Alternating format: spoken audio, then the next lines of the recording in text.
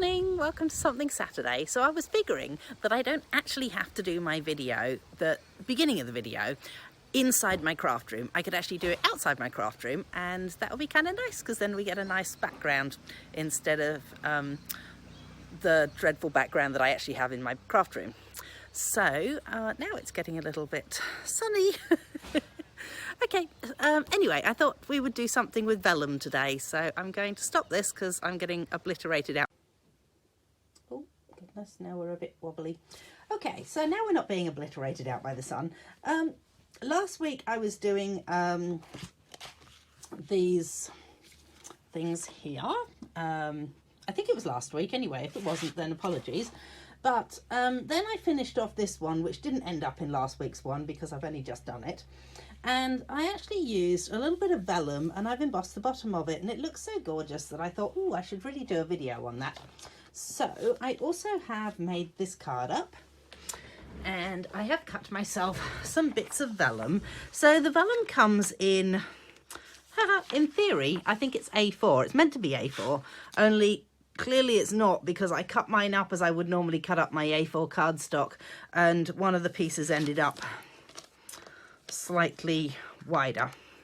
So I'm guessing that it's the American A4 size rather than the Australian English A4 size. Anyway, doesn't really matter. Still looks good. That's the main thing.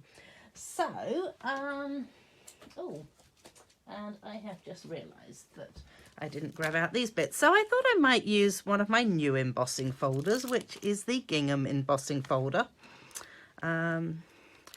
And I was going to show you that, so you can put your cardstock into this, and you actually don't have to emboss the whole lot. That's going to need to come down a tad more. So if I just want to emboss a little bit of the top of it, all I need to do when I'm putting my embossing plates on, hang on just a minute. So I'm pretty sure it's like this. So it doesn't use so it's not going to use this one because this one is for the thick embossing folders. So when you've got the ones that are the 3D embossing folders, that's what it uses on. That's that one. That makes sense. So I've got a feeling, oh my goodness, this is terrible. I should have researched this beforehand. Hang on a minute. Let's go into the catalogue, shall we, and actually find out. There they are. So, stamping, cut and emboss machine.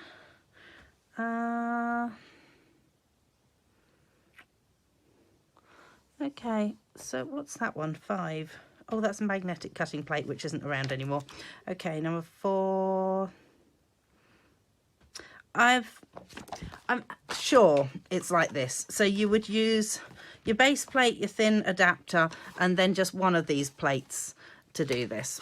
So you can put these folders this way round, and potentially if you put it in and you only run it to about here, it's going to give you, do you see how it's got that slightly faded look going on down there?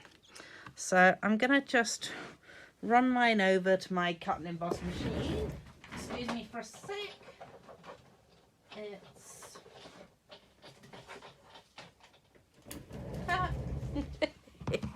It's not that.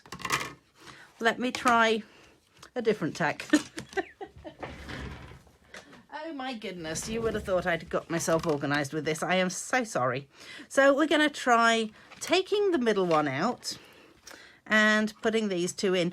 Pretty much when you're using, I find that each machine is marginally different. So when you're using them, you could actually just keep checking and see which one gives you that little bit of pressure that you're after. So this is it. All right. So that's what I needed on mine, was just taking off this thin plate adapter and just using the 2 plates. And there you go.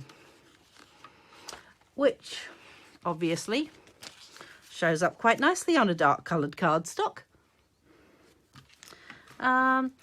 But there was more, because I love the way that Vellum gives you that white bit when you do embossing with it.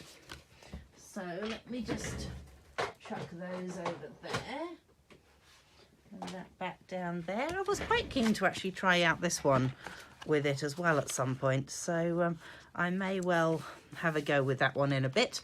Oh, we don't need that. But the other thing I wanted to show you, because Vellum does this, is you can actually use this. So this is my simply scored score pad, I guess you could call it. And it comes... So it comes like this with inches on it, but being a centimetres girl, I have bought the centimetre plate, and it also has this, which, in case you can't see, that sits down here and there, so you've got your little stylus. So with this, you can create a pattern.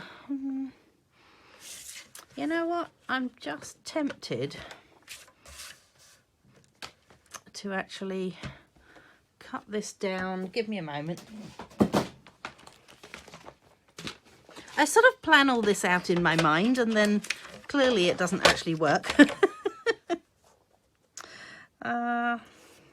4 inches, because I'm not really keen on making something and then remaking it again exactly the same.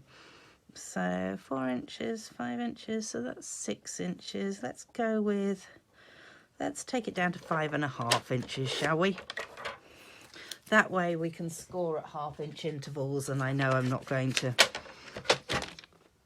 end up with... Let's put that down there. So what I'm going to do, so I'm just going to score. Actually, I prefer the thicker one personally.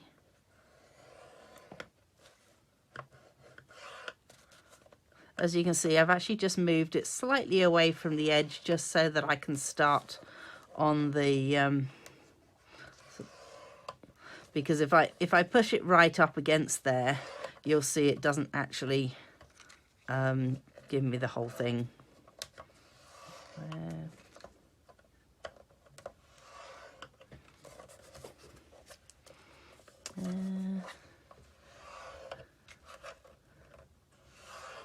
Might have to turn this around actually. So that's better. All right, so it kind of looks quite cool just doing it that way, and then I thought that I might do it the other way too. So I'm going to keep it so that I'm scoring on the same side each time.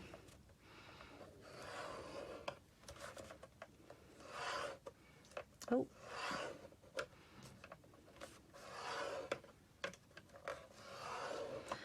Might turn this around.